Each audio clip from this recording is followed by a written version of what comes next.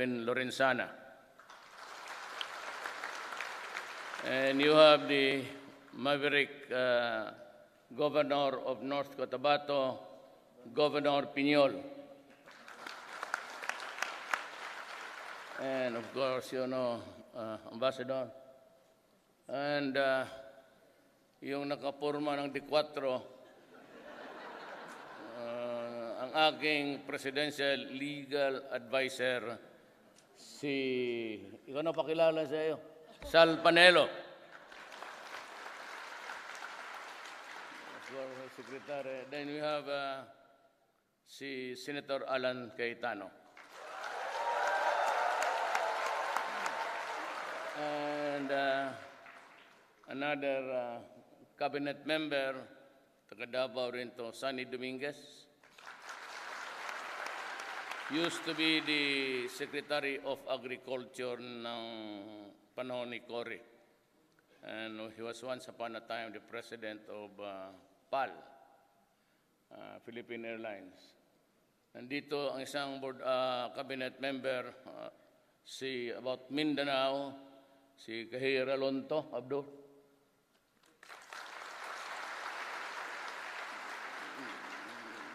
You have Ramon Lopez of the Department of Trade and Industry. Si Judy Tigualo of the DSSD.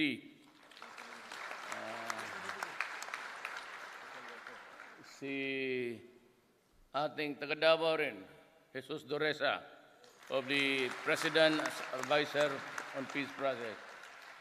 At ang ating magiting na taga Mindanao, si Andanar. Si Lita.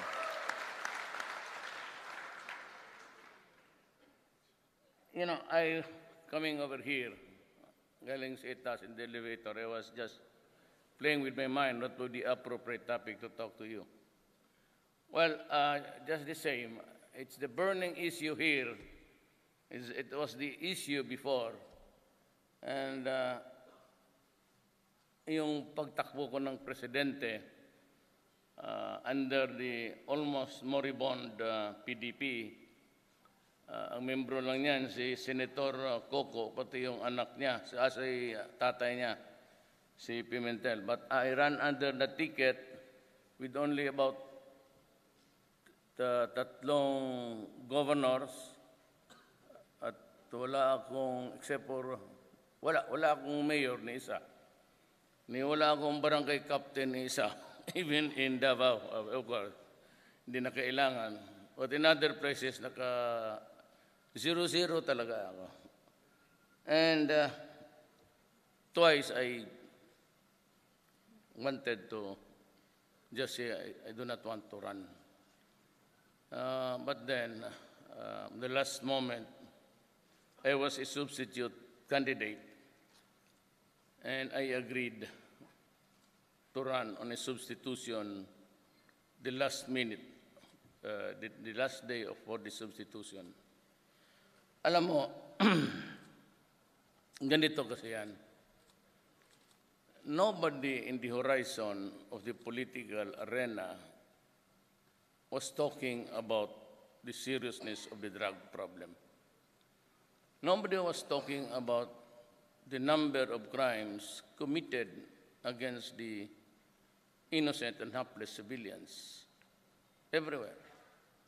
Nobody was talking about graft and corruption. Basta yung kanila, yung mabuting anong maganda na gagawin nila pag nahalal sila. Wala namang nagkukwento, and you were the listeners on these days. Anong gawin nila sa problema nila? Anong problema natin ngayon? So, and you must have heard that I was the favorite whipping boy until now sa drugs. Because ikaw naman kasi, kung mayor ka, wala namang mamaniwala sa siyudad ko, sa Davao City, and even elsewhere, Kung sinabi mo lang, huminto kayo kasi bawal yan, it was so widespread and it acquired the mindset of impunity. Yung bahala na, may polis dyan, binabayaran, may mga general, yung sila na mismo. And it was being run from the outside. Yung tagang sabihin niya, where's the big fish? There ain't any in the Philippines. Doon sa labas yan. I cannot name the country because we're still talking to everybody. But we have on the national matrix, yung mga muka, walang muka, pangalan lang, alias, but 4. And they are running the operation of the drugs sa Pilipinas, doon sa kanila.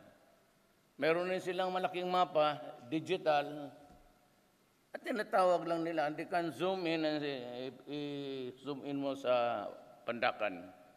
Ayan, may tindahan dyan. Dyan mo i-deliver. Tapos, doon sa isang kanto, i-click mo nga. O dyan, kunin mo yung bayad. Ganon eh. Ang nandoon sa Pilipinas were the lieutenants and the garbage collectors. Tawag nila kasi basura ang sa distribution sa streets na. So there was really no way we can cope up with that kind of situation. And I was a now famous actress on a short run of an X-rated film. Binibira ako niya palagi. And I know then, and I know now that talagang, alam mo, palaki ng ulo. Lumaki ang ulo at nag-ambisyon ng maaga. Sometimes it can really destroy you. In her desire, binibira ako ng binibira. So again, Duterte, reputation for notorious, hinayaan ko lang siya. Pero sa Davao, kasi wala nang maniwala, sinabi ko na, you know, if you do it in Davao, if you are a drug pusher, if you are a criminal, if you are a kidnapper, gun for hire, it will kill you. Wala na tayong istorya dyan. At talagang sabi ko, wala na. And so, but sabi ko sa kanila, if you have the evidence, file the case in court. Doon na lang tayo mag-istorya. Huwag na dito. Kasi wala naman talaga silang ebidensya. Ebidensya nila, baril ka pala na kung may tao. But anyway, it was the only way. But it was not until I became the President of the Republic of the Philippines na lumabas ang totoo. It was the naked truth that was really very, very terrifying. 2 years before sabi ng PDEA, the Philippines Drug Agency, Enforcement Agency, there were about 3 million already infected with drugs. Nung umupo ako at inipit ko ng lahat, nilabas ko na yung mga pangalan, pati yung mga general, lubas na ang totoo, it turned out thousands were turning in, surrendering, or just going to the police and saying, magparehab kami. So, and there were about 700,000. Yun lang lumabas at yung natakot or whatever reason really wanted a rehabilitation. So how do you cope up with 3,700,000 addicts in this country? You must remember that I went in the service of the government and I was operating on a budget. Alam mo ninyo yan, that was prepared the previous year. So yung budget ko ngayon does not include treatment or rehabilitation or structures for the 3,700,000. Hindi ako makadagdag ng budget. Sasaya, magsusulan ng supplemental budget. So ang in-operate ko, yung that was prepared by the Aquino administration the previous year para to operate to run the government now. Walang kasali dyan at hindi natin alam na ganun pala kalala ang problema sa droga ng Pilipinas. I was with President Widodo. Mr. President, what's the dimension of your problem? Me in Indonesia, I have 4 million drug addicts. Sabi ko, nauna ka lang pala ng ilang thousand. And we were really very worried. At ganito yan eh. I never made a statement here. Do not believe that. There was never any interview here. But kung mag-spin itong media, that's why I said, if you are really, my advice to you, kaibigan lang. For whatever reason, what can you say? Anong masabi mo? No. Because they can spin the story several times over and all lies. I never confronted Obama here. Because I do not know him. Before taking off sa Davao, nakuha naman ng press con. Alam mo, ganito yan. Itong mga yellow, may jaundice eh. At itong mga taga-State Department, walang State Department, at mabasa ninyo, when you see the Filipinos, that they were trying to crucify me for the extrajudicial killing. At sabi ganon, I will be investigated by the International Court. Hindi yan sabi ko, United States, why? Why should I answer them? Bakit? So, yung ganon. And then that there will be a certain time that Obama will ask me about the human rights problem. Sinabi ko, I do not answer to anybody except to the Filipino people. I'm only responsible to you. Kaya sabi ko, who he? Yun ang sinabi ko. If somebody brings it out, and that was at the airport in Davao City, it would be an act of disrespect. Bastos yan. Yun lang ang sinabi ko. And you can review the tapes. Hindi ko sinabing,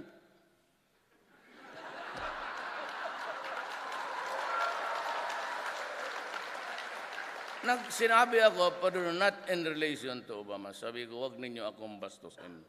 Putang ina nyo, bababuyin ko kayo doon. Yan man ang sinabi ko. And you can review the tapes.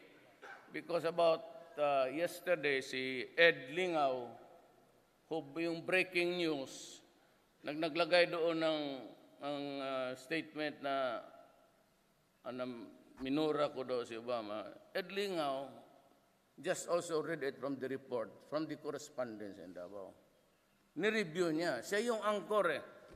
Then he found out, and nandiyan lumabas sa Facebook, he apologized. Because I never made any reference to Obama. Pinapaaway lang. And itong mga Pilipino naman, you can just imagine, you can write an article about the President of the Republic of the Philippines being put to task. But even if it is true na talagang pinatay ko lahat, putang ina, hindi ako sasagot sa iyo. Walang pakialam. Who are you? Bakit? Naliitan ka ba sa akin? Ay, yung iba. Not me.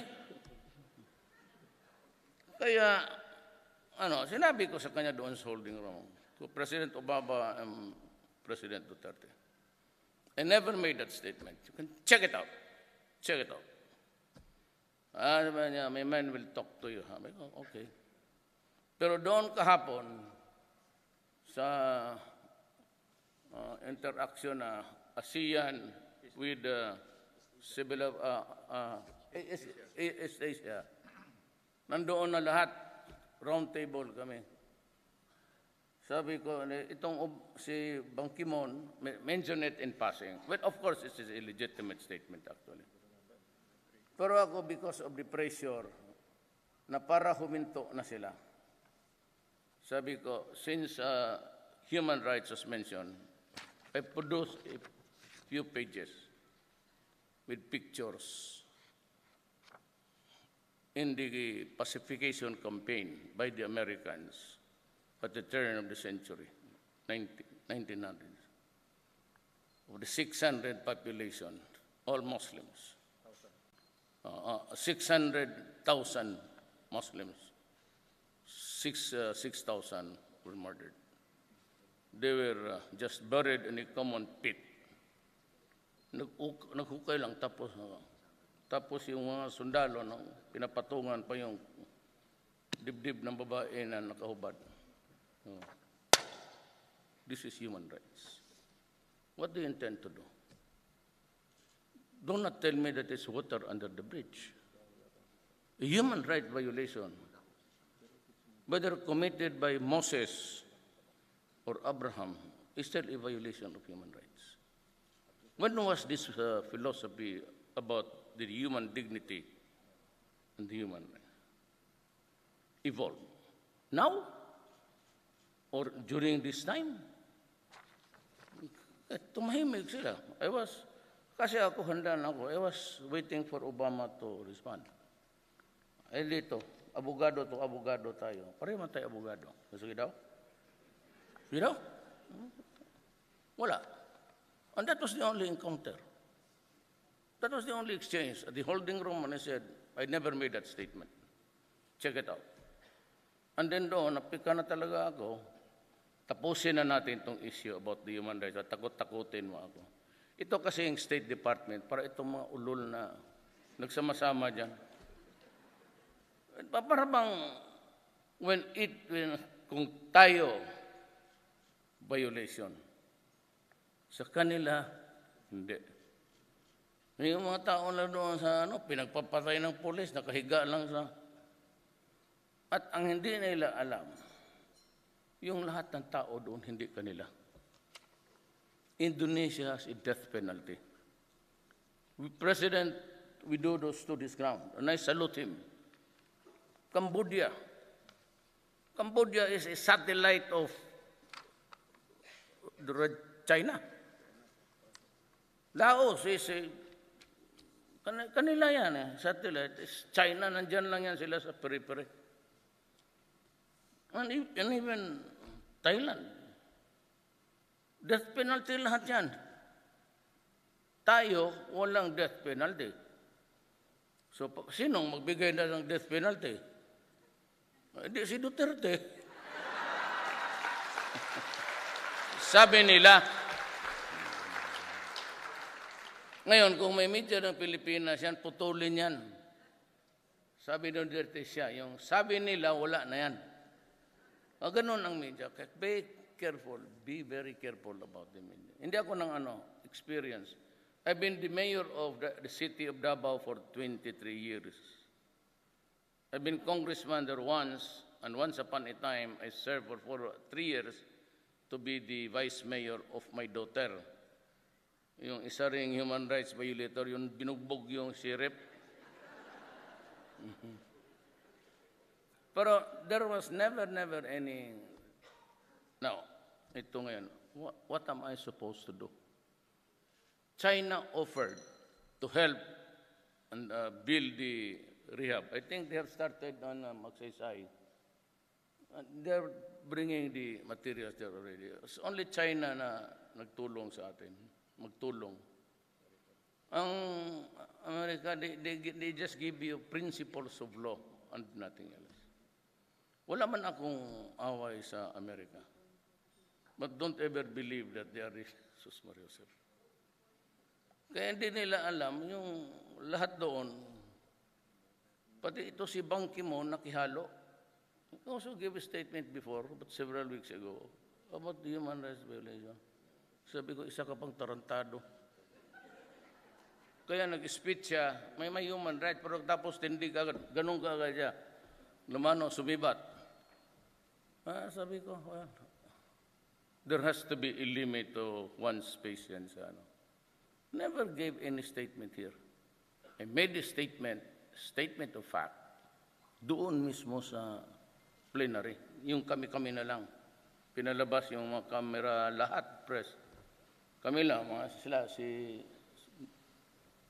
Junyasay, si Panelo, and the two generals, nandoon sila. And I think Sunny Dominguez was there. So they were squirming at first. Pero ako, wala mang nakaalam na yung speech ko hindi ko binasa. When it was handed to me, it was General Esperano handed it to me. Nung sabi, this is my speech, tinapong ko ng ganon. Kung makinig kayo sa akin. Mahusay ako sa inyong lahat, anak ng putag-utag.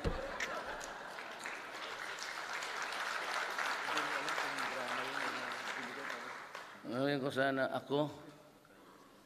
I've been in politics for 40 years. I never lost an election. I became president. I really don't know what happened. Basta, andito na ako ngayon sa harap ninyo. Wala akong extra achievement. It took me 7 years to graduate from high school. Ang kababata ko, Sunny Dominguez, he's the brightest. Kababata ko dito, puro Davao to lang. Kababata, Duresa. Valedictorian. Sunny, but he was grade 1 kami hanggang high school. Kasi sa grade second year, na-expelled na ako. Pinaalis ako ng Ateneo. Sabi naman, pare, umalis ka. Sige, umalis ako. Tacondigos, it used to be a municipality. So only one Davao at that time. Then from there on, isang ikot pa ako sa mga eskwela na. Took me 7 years. Kaya yung nanay ko, desperation. Kaya yung mga Bisaya, if you'd notice, aming Visayan culture, pag sinabihan ka, hanggang pantalan ka lang. Di ba? Bugoy ka, kargador ka. When it comes to derision, wala, pantalan lang to. And that was what my father used to say. The sad thing is he never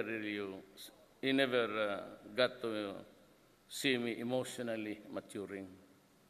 To his death, akala niya, pantalan lang talaga ako. Hindi, wala akong magawa. Sabi nga ng nanay ko na, narinig mo yung tatay mo. Ano sinabi niya? Sabi ko, hanggang pantalan lang daw ako, ma. Hanggang pantalan ka lang talaga. Sabi ko, okay man, ma, basta bayaran lang ako sa kinarga ko. Okay naman sa akin yan. So, itong baka maman, I have assembled the best of puro Art Tugade he was my classmate ko in Beda. He was a valedictorian. Ako last lang. Ako consistent ako 75 hanggang pagkabaka. Ako lang ang walang sila lahat almost mag-graduate Panelo. Sani, naging president sa PAL. Ito mga presidente ng siguro. Pero ako ang pinaka-presidente sa kanila.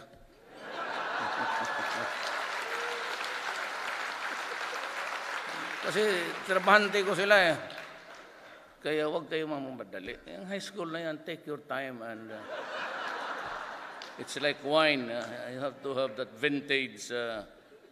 But anyway, disgrasya lang naman talaga itong lahat. I don't know if God has a purpose for me. Pero sasabihin ko sa inyo, kung hindi ako nanalo, delikado talaga ang Pilipinas. Why? I'll tell you, yung si Garbo, General, was the military aid of Rojas. Hindi lalabas ang by the thousands. Nung nakita nila, puro tumba na, patay dito, isang gabi, 15 killed, naglabasan lahat. Paano yung pinatay? Yan ang problema ng United Nations. Hindi ko talaga alam paano pinatayan.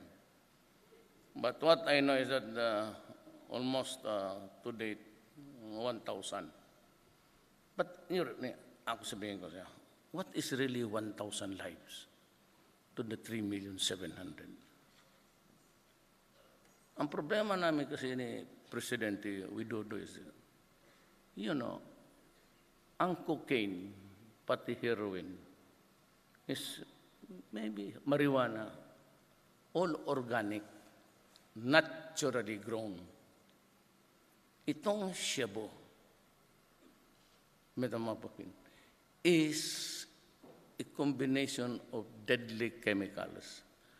Ang tubig ginagamit niyan magluto ka ng shabu, yung tubig ng baterya sa sakyan mo. It's really acid. Sabi ng forensics ng Amerika, hindi atin, 6 months to 1 year, it will shrink your brain, and therefore, rehabilitation is no longer viable. So what am I supposed to do with this crazy zombies running loose?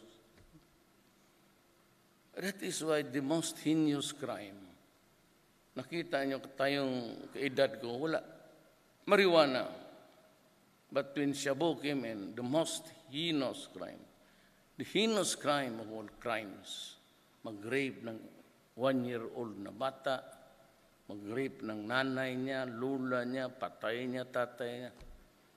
You know, ang problema lang kasi nitong human rights, hindi nila alam, you know, this crazy thing will create so many dysfunctional family. Pag may isa kang anak na sa droga, maghiwalay na yan. Maghiwalay ang asawa niyan. Sige na, nakaw ng bagay sa iyo yan. And you know, you put people at risk. Kasi yan naglalakad, din naman yung anak ng mga mayaman. Kaya namin mga estudyante, kami noon, kami dito, estudyante, probinsyano man ito. Except Sunny, maybe, hindi ka, but kami, lakad kami. I mean, sakay kami. Hold upin ka. Tapos yung babae dyan, basta na lang nakaparking, pati pulis, sumali sa kalukuhan. Lagyan ng droga. Ikaw ang nanay ngayon, sabihin ng anak sa iyo, Pa, ma, kilala man ninyo ako, bakit ako magamit ng ano? Sabihin ng pulis, nakita namin sa kotse niya, kasi pagbukas, ihulog. Kasi pati ang pulis, putang ina nakasawsaw. Kaya ako galit, pati pulis talagang pinapatay ko putang ina ninyo. Let's say kayo, mauna kayo, pulis ka, nandiyan ka sa droga, uno. Siguro ang mga pulis na matayan, sobra 50 na. Yan ang ayaw ko doon. Because it has destroyed the fabric of our society. But it has created a dysfunctional family here and there. And eventually, it will destroy the generation. That's why I said, I will, if you do drugs in this country, I will kill you. Why? Because you will destroy a whole of the generation. Ang ating mga anak, ilan lang naman kayo nasa labas na talagang you can supervise the education and the way your daughters and sons study and live. But karamihan doon, just like in the Middle East, there are millions of Filipinos working outside, both husband and wife. And they work their ass to death to earn money to send to their children to school back home. Only to realize that when he comes home that his daughter is hooked with drugs. And the son or his girl is raped, killed. So they're forever afraid of what's happening at home. Kaya sinabi ko, I will try to, pag ako ang na presidente, I will promise you a clean government and a clean Philippines. And I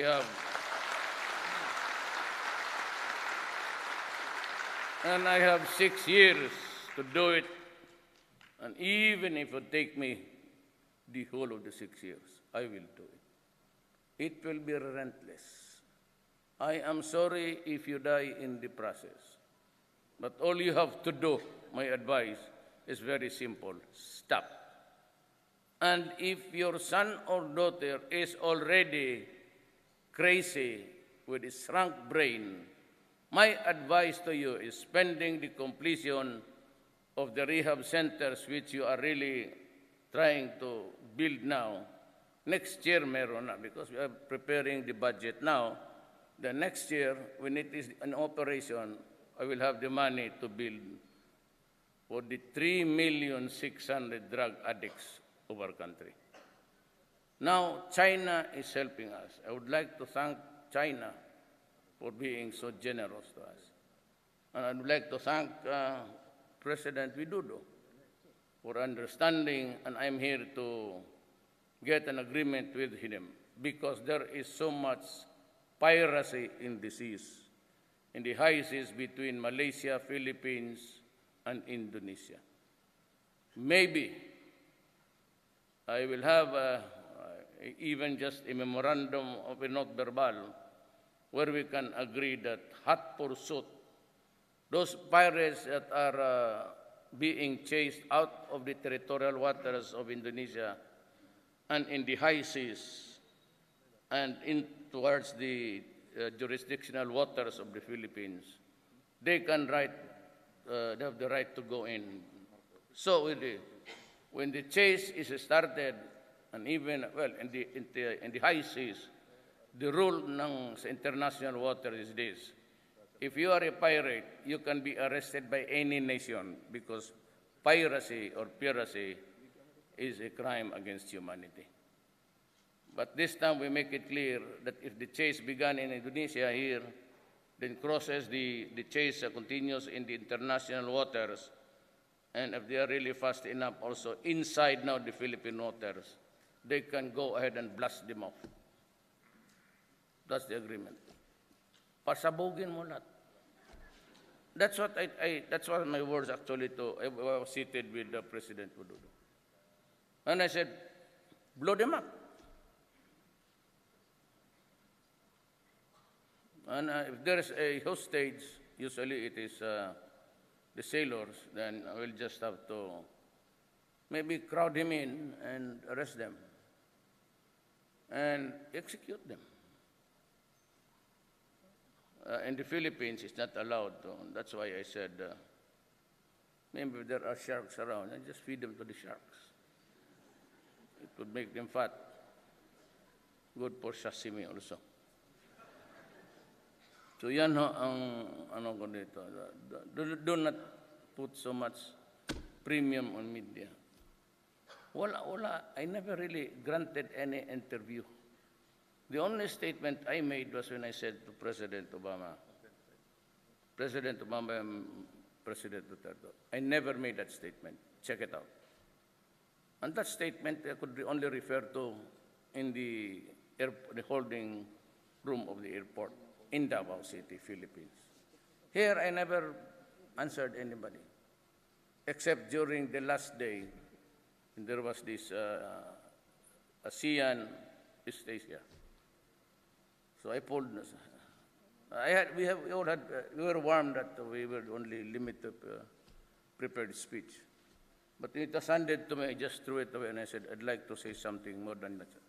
Since we have been talking about human rights, then I pulled out the, look at the pit, look at the bodies crowded there. They could number 200. And one soldier was holding his rifle with his feet on the breast of a Moro.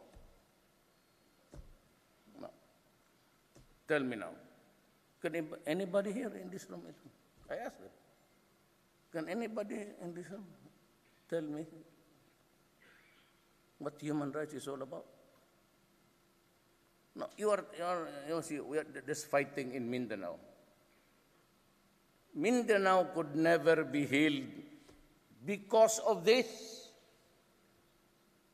Alam mo kasi ang tingin, para maintindihan lang nyo, just give out 2 minutes. Ganito yan eh. When Magellan, the conquistadores, landed in Leyte, somewhere in the Visayas, he brought down with him cannons, gunpowder, the muskets, the rifle, the swords, and the soldiers. First time that we saw them, our forefathers. And we were scared because when the cannon was fired, boom, and they saw so many persons died.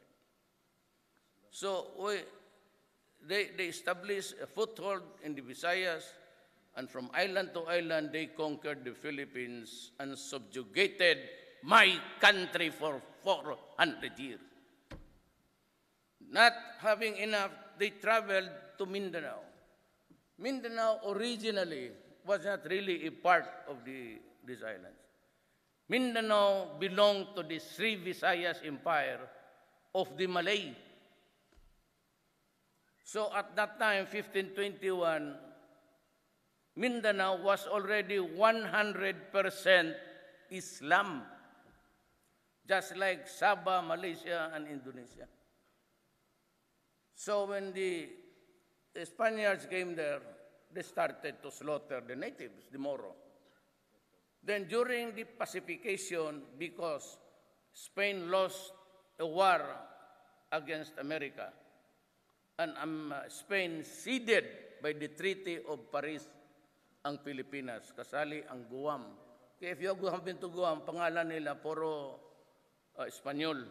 Because we were ordered to adopt a name and a surname of Spanish origin. Yan ang nakahirap dyan. So, from the Americans, there was this republic. And this republic is an extension in the eyes of the Moro. This republic, from the Spaniards to the Americans, because the seat of power is Malacañang. This government, our government now, is just an extension of the original imperial government of Spain. Kaya hindi nila matanggap kasi yung ang nagpasa sa gobyerno na ito sa amin, pinagpapatay yung Moro. And that is why we are having peace talks. Ako naman, kasi ang lola ko, Moro. Maranao. Ang lolo ko, Chinese. My father was Visayan. So if you ask me, because we copy our lineage from our fathers, I would always tell them, I'm a Visayan. Now, why is there, like yesterday I said, why is there hatred until now? Why is it that Mindanao, until now, since the time of the Spaniards and the Americans, that there is no healing at all? Why? Because they were slaughtered by the imperialists. And I have this picture to look at the naked bodies, several of them. 6,600,000 inhabitants, estimated at the time, by the Americans, not by us. And about 6,000 of them were murdered. That is the problem now. But if our Moro brothers, I can talk freely because ako nanay ang lola ko Moro eh. So I can tell them, so what we do? We fight to death or we talk? It is time really to use the phrase water under the bridge.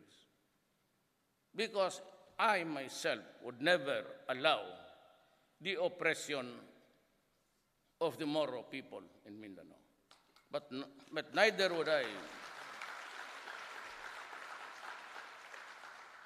So everything must be equal. So we're having our talks with the left, and from the looks of it, by the grace of God, we are communicating already. Then we have the MI and the MN left agreeing to talk with us. So, ang naiwan itong Abu Sayyaf. But the Abu Sayyaf, in their cruelty also, copying the ISIS of the Middle East, plus the historical injustice. Yan, para maintindihan ninyo. Hindi tayo, Mindanao was never a part. Talagang pinilit lang nila. So that, why are the Christians in Mindanao plenty? The reason why, no Moro would work for the Americans. They wanted to develop Mindanao because there's no typhoon. It's below the typhoon belt. And anything you throw it to the ground grows. It's fertile, it has a good climate, and once in a while we have a storm, but it's almost after 15, 20 years. So they wanted to develop it. No more would work for them. So what did they do? They came up with this sloganeering, go to Mindanao because it is the land of promise. Diba? So, by hordes of thousands, nagbabaan yung mga pobreng Pilipino. Only to realize that the land was already subdivided into cadastrals and homesteads, and titles were given mostly, although not their fault at that time, because that was in 1900s early. There was yet no, wala namang radyo noon and our mails would be late as something like 3 to 4 weeks, almost 1 month, for a letter to arrive in Manila. So most of the guys there got the premium lands for all Tagalogs. No fault of theirs. Yan ang istorya dyan. So yung mga Pilipino, the proximity of the Visayas, very near, when they started it, going down. So now we outnumber, or at least kayong mga Kristiyanos, we outnumber the Moro in population. So that is how it is. It's Abu Sayyaf. They are now officially telling everybody that they are with ISIS. And that makes it doubly really terrible. We'll have to do something about this because I said, and I had to come here to talk to President Widodo to talk about how we can control piracy in the Malacca Straits and those traveling, ships traveling between Indonesia and the Philippines and Malaysia. I don't know how we do it, but Malaysian representatives are not here, so it could only be a partnership. But we would issue, after this, I'm going to have a meeting with President Widodo, and I hope that we can hammer out a good, or craft something that's really useful and functional to control crime in this area.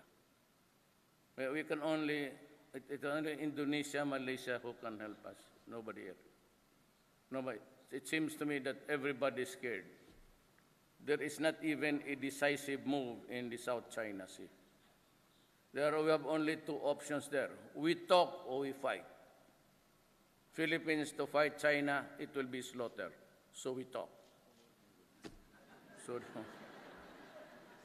we cannot match. You know, I tell you something.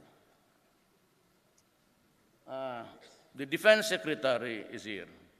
The National Security Advisor of the President of the Republic of the Philippines. My advisor is here. We are recipients of so many things from America. Thank you for your generosity. But they sold us only two F-50As. It's F-50A. But they never give us the missiles and the bullets and the cannons to fire from that. For ceremonial lang. Kaya ako, when I was inaugurated president, I told him, do not waste. That's why I only had my oath thinking very simple in Malacanang. It was not at Luneta because I did not want to bother people with the huge congestion. I do not even accept invitations in Manila. Why? every time the president travels in Manila, it would create a huge traffic. When the PSG, they would just calculate. President is going down, he's shaking hands, and in about so everything there, all corners of where my entourage would pass are all closed. So exponentially, yung sa likod yan, para yan. And it's about 15 minutes in anticipation for the president.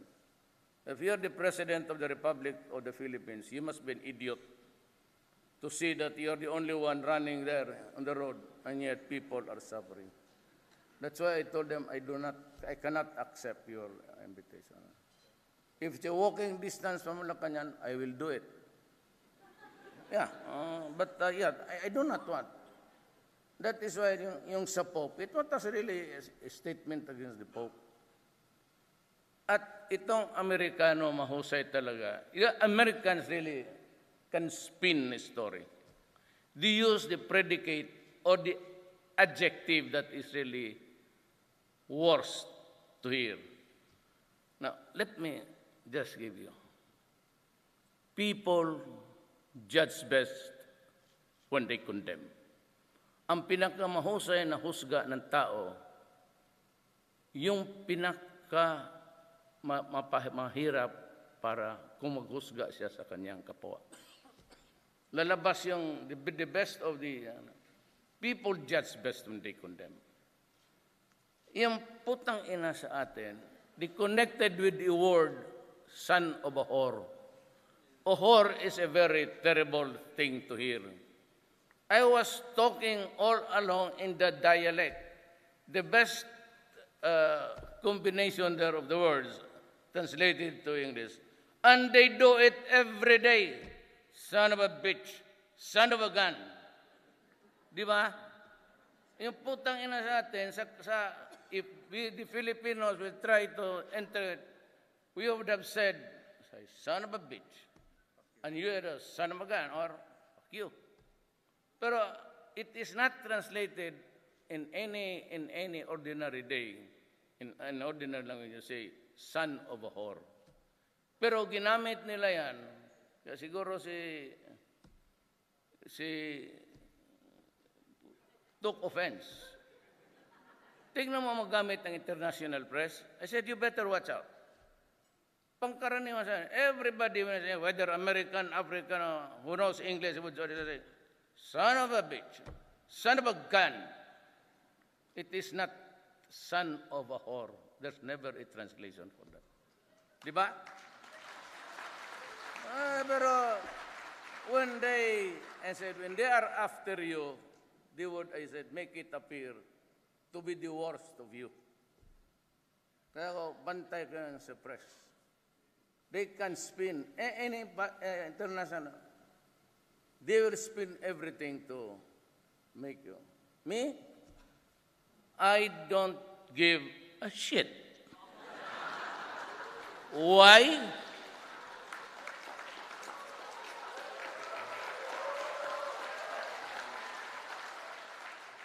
Because I am not the president of the international community. Sabi na, my reputation is bad. I said, I don't give a shit. I am the president of the Republic of the Philippines, not the Republic of the international community. You can all go to hell. I will do what I think is best for my country to the best interest of the Philippines.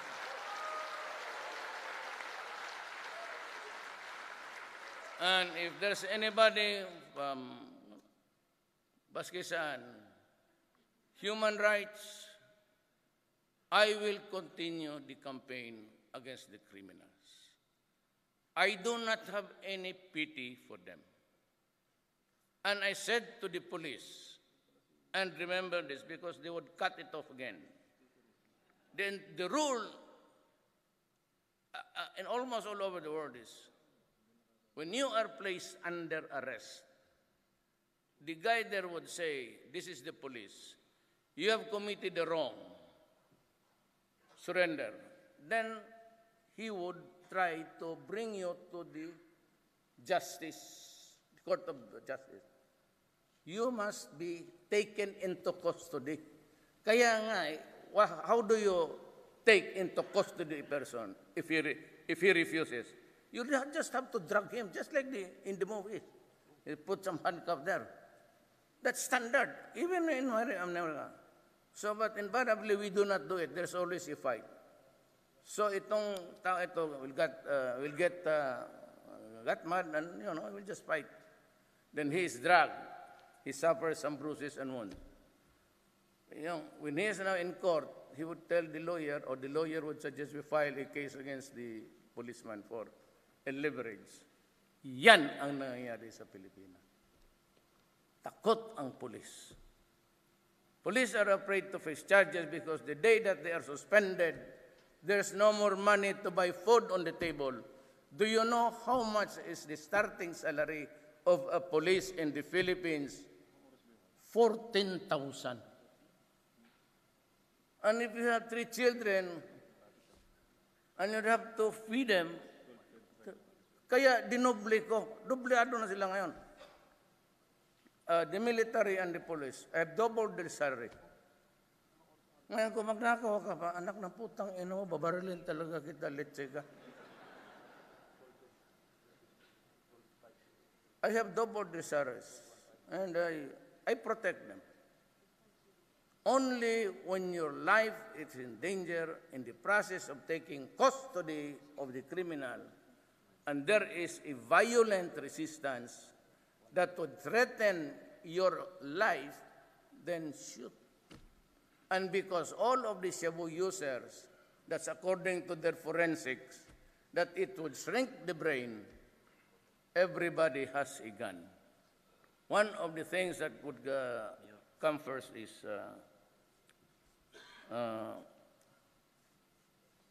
last 2 minutes.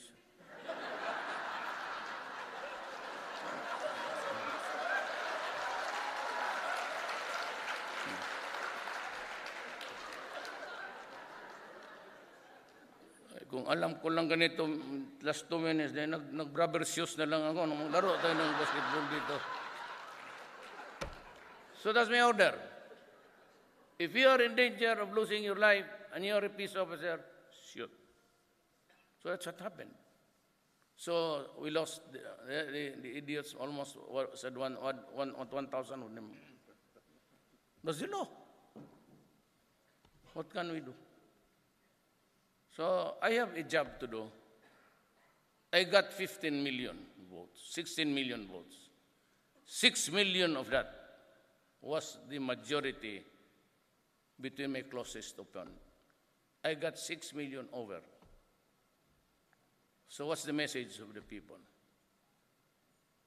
Stop corruption in government. It will stop. I will assure you. Or else they will be part of the statistics there in 1,000.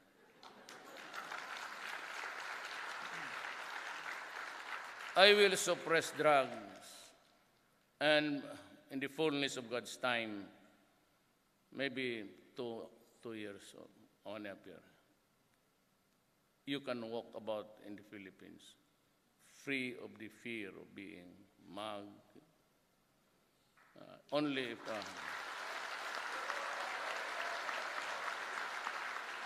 But you have to pray, not because you love me. You have to pray because you need me. I'm going home tonight. If the plane will go down in the Silibis, no more cabinet members. You have to pray that you have to keep me alive for the next... thank you.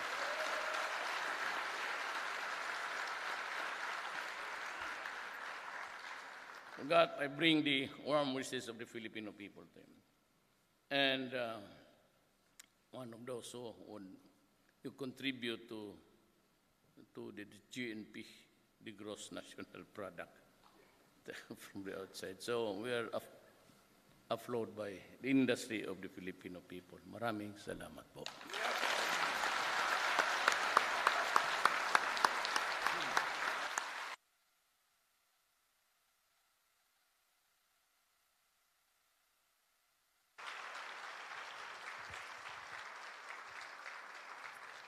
Thank you very much, Mr. President.